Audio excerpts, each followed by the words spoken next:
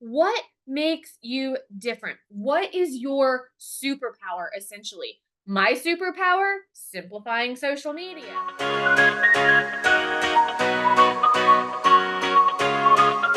Welcome to the Simplified Social Marketing Podcast. I'm Chelsea Gardner, and if you're ready to make marketing clear, manageable, and fun with practical steps and effective tools, you are in the right place, my friend. Together, we'll untangle the complexities of marketing your business and transform them into clear, actionable steps. Let's dive in. Hello. Hi, everyone. Welcome back to my podcast. I'm so excited if you have stuck around for these first two episodes and you are on to episode number 3 today. I'm super excited that you're here. If you are watching on YouTube, hello, hi. Okay, so today, guys, what I want to chat about is building and differentiating, yeah, that's right, your brand on social media. So really understanding the importance of branding, what branding is, why branding matters, and that's what I want to talk to you guys about. So really, what is the importance of branding? And one of the questions that I get really frequently is, what is branding? And what's the difference between branding and marketing? Because so many people think that if they are branding themselves, they are marketing themselves. And while branding and marketing go hand in hand, you need a brand to market, right? There is a difference. And so branding is truly the process of creating a unique identity, right? So, who we are as a person, it's a unique identity and image of ourselves, as, whether we're selling products, our service, anything like that. So, as mortgage professionals, it is our unique identity that we are trying to perceive in our client's mind.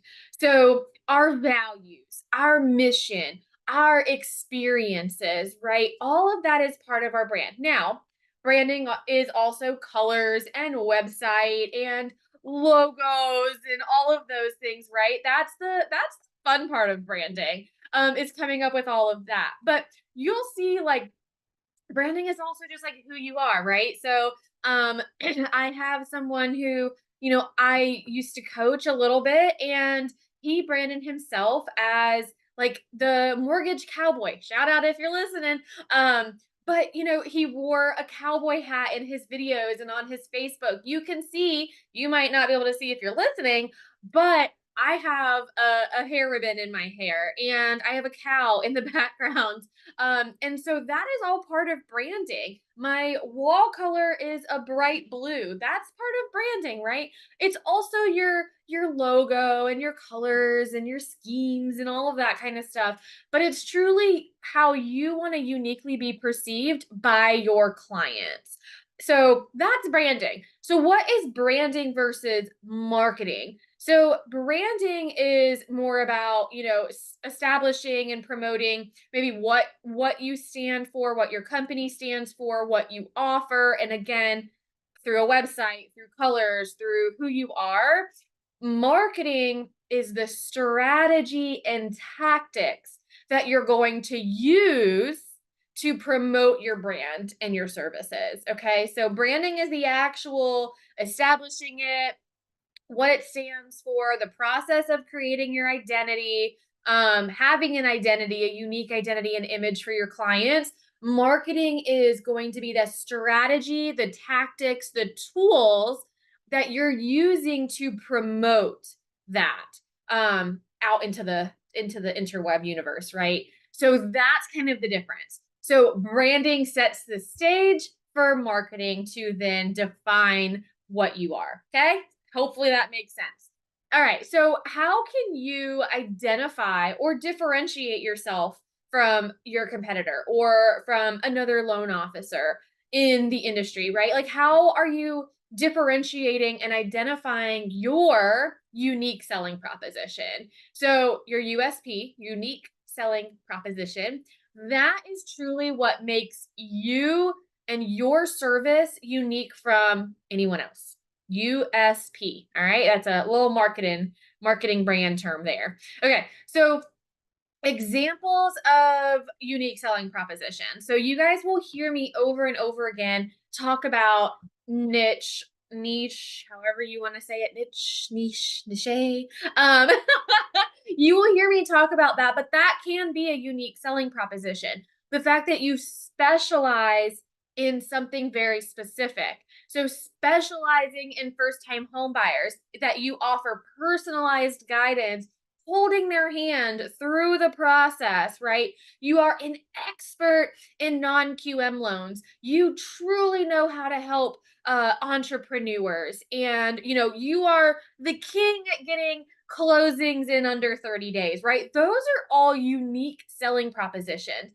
What makes you different? What is your superpower essentially? My superpower, simplifying social media. That is what makes me unique. I try my very hardest to make sure that I break things down step by step, action item by action item, very like, so you can understand, right? So that's my unique selling proposition. So that is where you need to come up with in your space. If Are you providing ultra fast mortgage approvals, right? Under those 30 days. And you use advanced technology to do that. Are you someone who offers comprehensive educational resources? So that way people can make super informed decisions. That's a unique selling proposition, right? Come to my social pages. I give you all these comprehensive educational resources. Do you offer exceptional customer service? You're going to be following up, making your calls, keeping everyone in the loop every single week. You're going to have those personalized touches in every interaction that you have. That is a unique selling proposition. And making sure that we personalize our approach when we are branding. So personal stories and experiences, right? That's how we create a relatable brand. That is how, if again, y'all are gonna hear me talk about it. I love boba tea. I love Chick-fil-A. I love Disney. I enjoy running most of the time. Those are things that make me me, and that's how you could essentially relate to me that way, right? Maybe you're a boba tea lover, or you just like the fact that I, talk about eating all the time. It makes you hungry. Um, that's going to be your personalized approach. So don't underestimate the power of personal stories, right? So how did you get into the mortgage industry? Talk about selling or buying your first home. Have you gotten into investment properties? Talk about those things, right? Talk about your personal experiences, because that is what people relate to. And then make sure that we're balancing professionalism with that personal lifestyle, right? So, or personal touch. We want to have a nice balance of, personality, personal stories, personal experiences, relatability, the selling propositions mixed with our professionalism and our content around being in the mortgage industry and what we can do. Okay.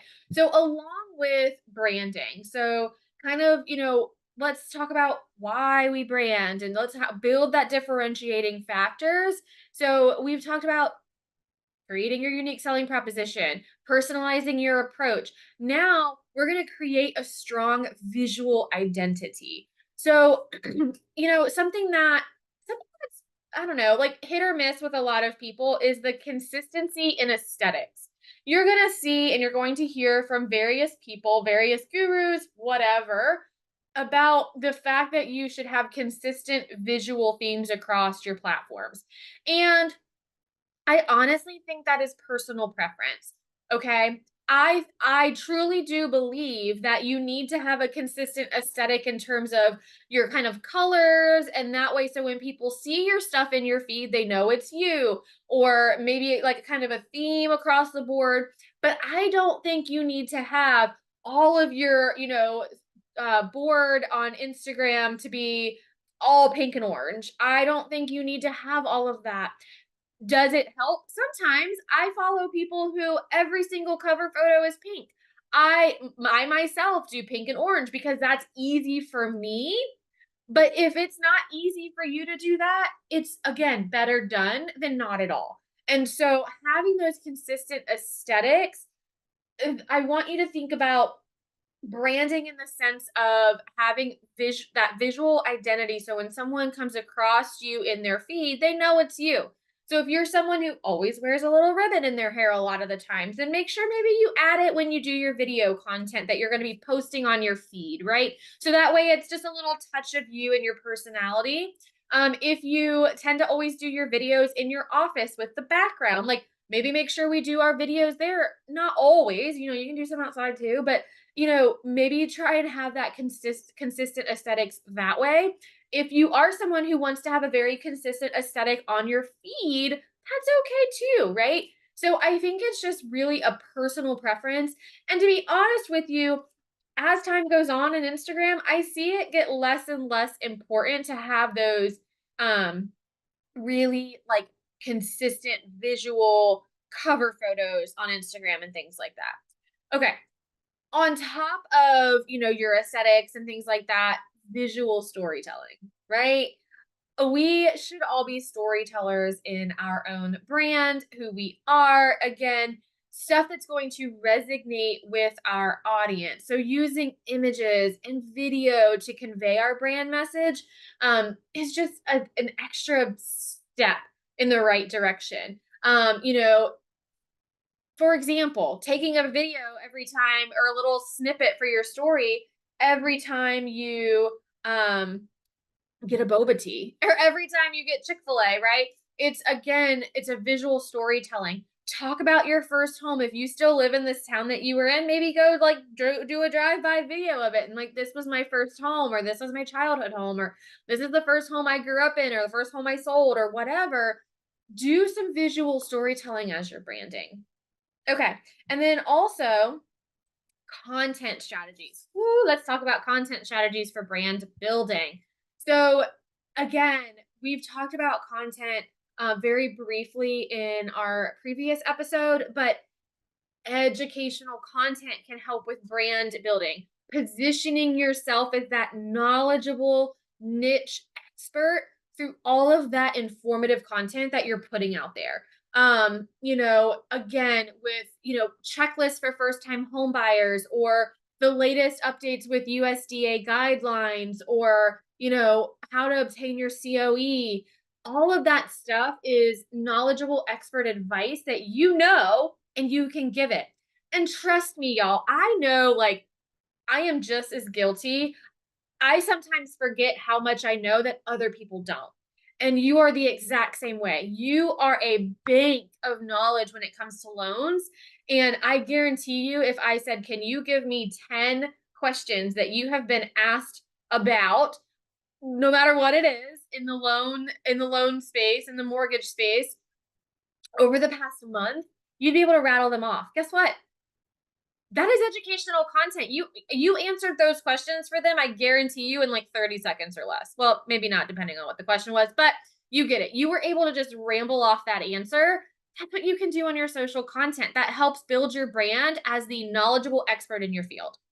Okay. And then community engagement. So build that community within your social media platforms. That helps with building that brand. So, again, if you are engaging and you are really like, if part of your brand is community and giving back, show that in your content. Build that community in your content. So then you get that engagement, you get that interaction, because you are building out that community for your brand. And again, if you are trying to build a brand that you are really, community centric, you're really, focused on that, add that in. Add that in. And then as far as, the rest of the stuff when it comes to branding, I really want you to know, make sure you're choosing the right platforms. There's so many out there. And so when you are branding yourself, where exactly are you trying to brand yourself? Are you trying to mainly be on Facebook, Instagram? Think about that. It's still part of branding. Where you're going to be, right? Of course, that's marketing. You're marketing yourself on these platforms, but your brand still needs to be seen on one of these platforms, what one is going to be most effective for you? You got to figure that out. All right. And then, making sure that we are tailoring our approach to fit our unique features. Okay. So make sure that we are putting out the content, the videos, the ideas to fit us and our services and our features that we offer to our audiences. Again, we are our brand. No one else can be us. And so when you think about, oh, the market is saturated. No, it's not. No, it's not, because you are your own brand. And so when it's you being your unique self, no one else is that person, right? So there is not saturated. People want to work with you as a person. So make sure that we are tailoring our approach to fit us, to fit our audience. We are not for everyone, y'all. I am not for everyone. You are not for everyone. So you want to attract the people into your audience, into your community that are for you, because then they're going to engage with you. They're going to do business. They're going to want to do business with you. They're going to want to refer you. Oh, you know what? I know this guy. He is just so hilarious, but he knows everything about USDA loans. And I know you're looking to buy a home out in the country. So I'm going to send you to him, right? Gosh, that's what we want. We want those referrals. And you may not think about this, but us showing our unique selves on social media and, showing up authentically online and building that community, you might get referrals and not even know it's coming from social media. That's where social media is one of the hardest things to track a true ROI in our field, because you just don't know. People might watch your educational content on YouTube, to find some information on the questions that they have. And then they go to Google you, read your reviews, and then call you. And if you were to ask them how they found you, perception is they found you on Google. Whereas in all reality, they first found you on YouTube watching your videos.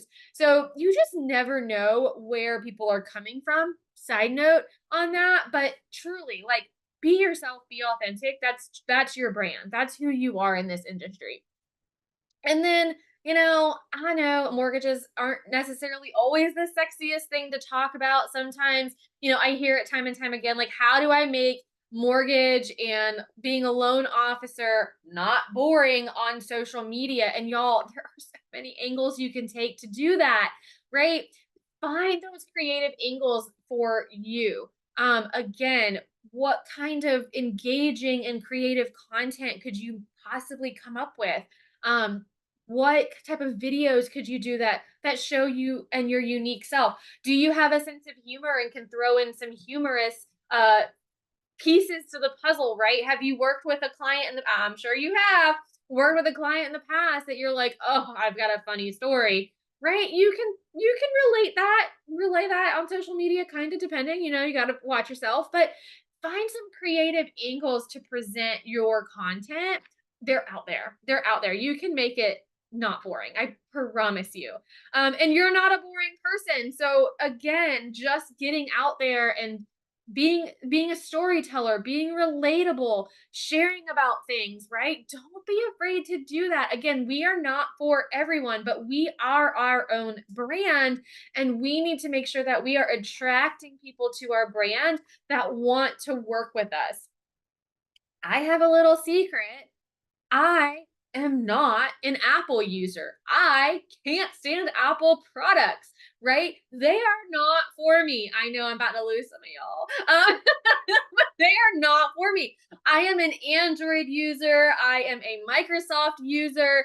That is who I am. I can't figure out an iPhone to save my soul. And if you've ever sat through one of my presentations where I walk you through step by step for like Instagram Reels and that type of thing, I will be straight up and be like, this is on an Android phone. So if you have an iPhone, I don't know if this looks the same. So that they aren't for me, right? But they are so good at storytelling and being relatable for a lot of people. But not everyone is for them. You might think so, like you might think it's a cult, but it's not. They're not for everyone, right? I know several handful, a few people that aren't for Apple. And so again, people aren't for me. People aren't going to be for you 100% of the time. And that is okay. So we need to find our uniqueness, our creativity to story tell and to be relatable for the people that actually want to relate to us, that actually can relate to us, and that actually will come into our circle and use us, serve our business, right? Refer us. That is what we want. Okay. I have been trying personally to get better about that as well. And by sharing things that I enjoy, things that I love, right? My closest friends know these things. Think of social media and your community as some of your closest friends. You ain't gonna tell them everything, but there are things that you share with your friends that you can absolutely pop on and share in stories, or that you can create an Instagram reel or a video post from, right? Or if I'm a Disney fanatic. So if I go to Disney, I can absolutely take a picture at Disney and use it on my content, right? So think about those things. You are your brand. And so you have an impact over your brand and really truly making your brand unique, because hello, you are unique. You are yourself. That is who you are. And so I like to close out all of my episodes with a simple call to action that you can easily do, right?